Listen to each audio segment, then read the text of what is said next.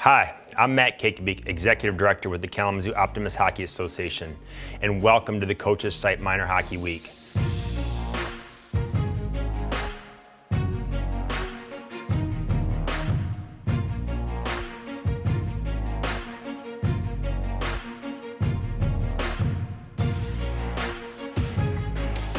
There are more pressure on minor hockey coaches than ever before. Therefore, coaches and youth programs need to have a plan in place. Players and teams take on the personality of their coach. In minor hockey, this often includes parents. Leadership starts with managing your own behavior, your actions, your language, your tone, and providing the team a positive role model to follow. Great coaches are reflective, they're curious, they're self-aware. The role of a coach, along with the experience of being part of a positive team culture, can have a lasting and profound impact on a young person, and the benefits go beyond sports. Research indicates hockey's true benefits include 1 out of 10 are less likely to be obese, 40% increase in test scores, lower levels of depression and higher self-esteem, reduced crime rates, lower unemployment as adults, higher graduation rates. As we embark on this expedition of exploring leadership in youth hockey, we will discuss how to deal with parents, reviewing the model we employ at our club in Kalamazoo, Michigan, maintaining a positive relationship with our officials who are an integral and underappreciated component of our game, developing our leaders of tomorrow today. And to close this series, we will identify how we can inspire players and teams to compete and do their best.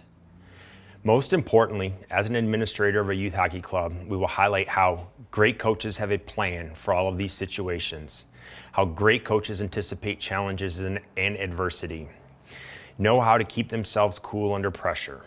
Your approach sets the tone. Create the culture that you want. Players look to the coach as how they behave. You set the tone. One important element of a good coach is being able to perform under pressure and keep yourself in an even emotional state when things heat up. Being too emotional, either negative or positive, can harm the overall team. A coach that is overly emotional in either direction may make his players too tight, not able to perform. Being calm and showing true leadership skills, especially under pressure, will translate a level of calmness and confidence to the team. One size doesn't fit all. Players on a team, similar to teams at work, are composed of different personalities, with players who have different skill levels and who respond differently to different leadership styles. As a coach, it's critical to understand this and not treat everyone the same, while at the same time maintaining some level of consistent standards. Improving or struggling players may simply need more encouragement, but most importantly, need the opportunity to succeed. It's up to the coach to ensure that happens. Encouraging failure is critical. Winning, while important, can be detrimental to development in some cases. As a coach, there are certain shortcuts you can take to improve the chances to win, but it's often a short-term fix. One example might be playing a conservative style or not playing to lose. This might work well initially, but it will not make your team stronger in the long run, and it certainly will not benefit your individual players in the skill development process. Players need to be encouraged to push their limits and even fail. Doing so creates an environment to learn. If the goal is development, growth, and improvement, then, as a coach, you need to encourage your people to push themselves outside their comfort zone. Make sure they feel like they can experiment in the search for improvement. The wins will come, and you will be a much stronger team in the end. Effective communication. The need for clear and strategic coach-to-team communication is obvious.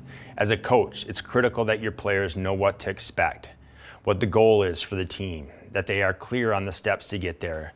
But player-to-player communication can be equally as important. For effective team play, players need to communicate on the bench, on the ice, and in the locker room.